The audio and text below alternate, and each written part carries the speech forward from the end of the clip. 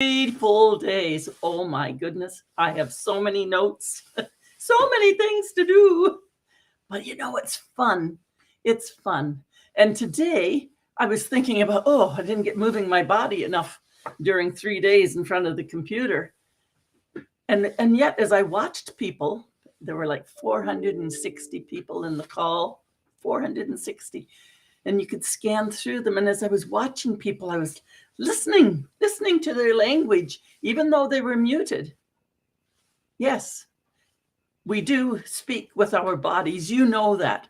When you see me going, ha, or if you see me thinking, oh, and even if it's not so extreme as I do in my natural life, you know that your own body speaks. It speaks if it's slumped, speaks if you're spunky, speaks if you're snotty, speaks if you're hurting, ashamed, happy. It speaks. So what is your body speaking? And your body doesn't only speak out to others as we see your body language. We get the message. So your body speaks to others for sure. And if you're paying attention to your body, I would suggest that too many of us don't stop and look in the mirror, just maybe on our way by.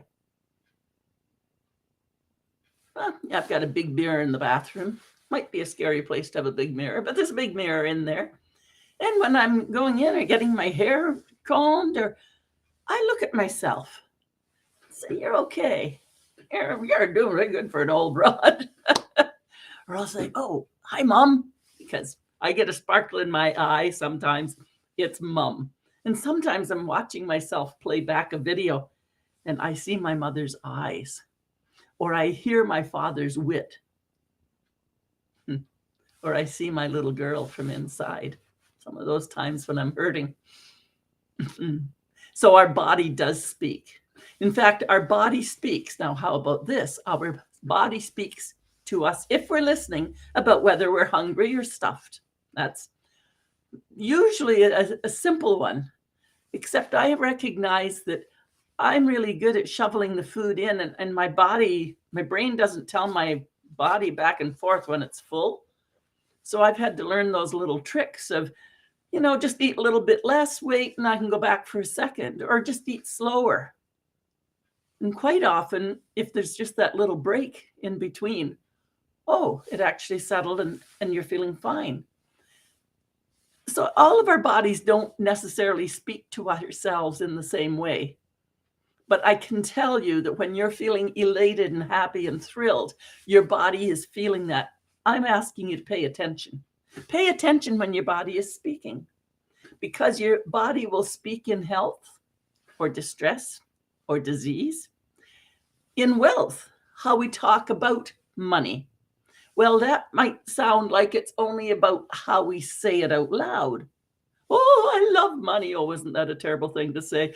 I hate money, or rich people are this, or, all the crap we can come up with. And even if we don't say it out loud, we think it didn't matter. But if we're thinking it, that thought is coming from somewhere. And when that thought is being created, it's going back in somewhere. So you may as well say it, let your ears hear it, and then say, oops, cancel, delete. That's not true. I know lots of lovely, lovely, lovely rich people. Yes.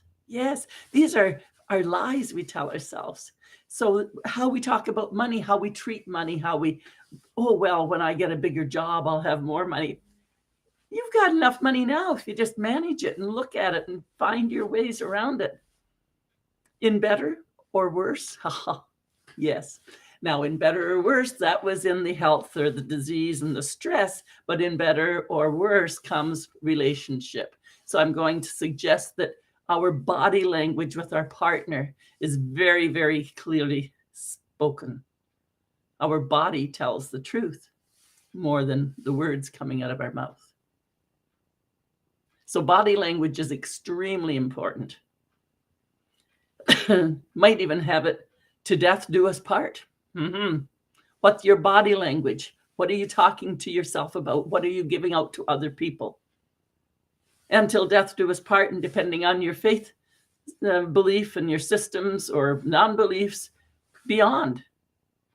I remember, this is a total aside, feeling so empty, completely empty, when I went to the bedside of a client, and he needed to check out, do his finance, make sure last details were looked after. And we moved into the talk. Well, about after, he said, "Oh, there's no after. It's just this." And I'm sitting there thinking, "Oh, I don't know. I haven't been there and back." But for me, that just seemed like, I don't like that idea. I like to think that there's something more, and I like to live into thinking there's more. That's what I can live into. But there's so many ways we talk, whether it's out loud or in our body, and whether that body is only to us or if we are passing that message over to our children, our grandchildren, our neighbors, our friends, our co-workers. But the big deal is we're sending it to ourselves, and we're not even listening. We don't even realize it.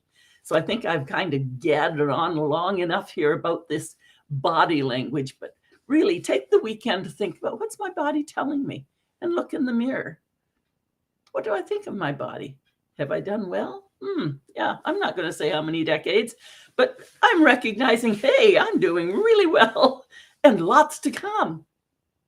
Lots to come.